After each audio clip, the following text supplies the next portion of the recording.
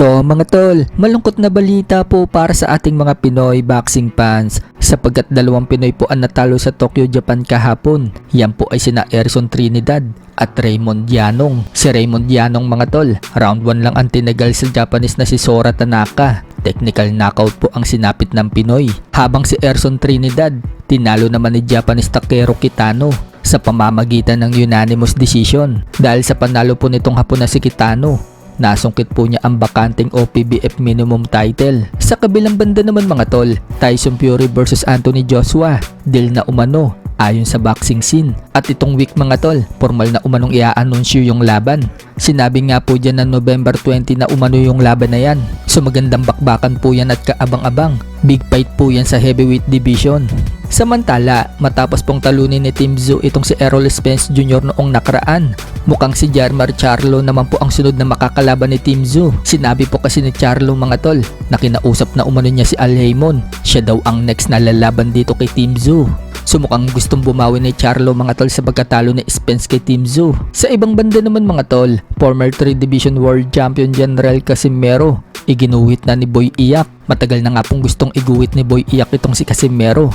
At dahil nagkaroon ng pagkakataon na mag-meet sila sa Boracay sa birthday ng asawa ni Boss Toyo, yan na din ang pagkakataon na maiguhit ni Boy Iyak si Cuadro Alas. Pero bago i-drawing ni Boy Iyak si Casimero, panay banta pa ni Casimero dito kay Boy Iyak. Sinabing ayusin daw nito ang pag-drawing dahil kung hindi daw nito aayusin, makakatikim umano ito sa kanya ng body shot. So habang ginuguhit po ni Boy Iyak si Casimero, sumusuntok-suntok si Casimero at sinabi kay Boy Iyak, nakatikim na daw ba ito ng Dempsey Rule? Baka makatikim daw ito kung hindi daw niya aayusin yung pagguhit. So noong matapos na po iguhit yung mukha ni Casimero, laking gulat ni Casimero. Mukha ni Boss Atan ang lumitaw. Naggalit si Casimero mga tol at napamura at sinabing niloloko daw siya. Binigyan ni Casimero ng body shot sabay lepok itong si Boy Iyak. Lipad ito sa swimming pool. Putol ang piluka. Wika ni Casimero, sabi ko sa'yo, ayusin mo. Yan tuloy, nakatikim ka na ng kamao ni Cuadro Alas, it's my boy. Samantala, kung si Boy Iyak,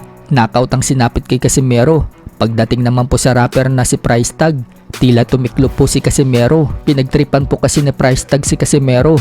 Sinuntok ang hita ni Casimero. Napaaray nga po dyan si Casimero at napatayo. Pero hindi na nakapalag si Casimero nang duruin siya ni Price Tag. Marami naman po ang natutuwa sa content na yan. At may nagsasabi sa comment section, dyan na daw makakaranas si Price Tag na kumain ng lugaw na naka-blender pa. May nag-comment naman, nahihiwalay daw talaga ang espiritu niya kay Cuadro Alas. May nagsabi naman, gusto daw yata nito kumain ng oatmeal ng isang buwan. At marami pang mga nakakatuwang comment. Pero sa isang video mga tol, si Casimero naman ang nang trip dito kay Price Tag. Noong malasing po kasi ito, nilapitan siya ni Casimero at sinabi ni Casimero na hindi pa daw niya sinusuntok, tulog na daw agad. Paano na lang daw kung sinuntok pa niya ito?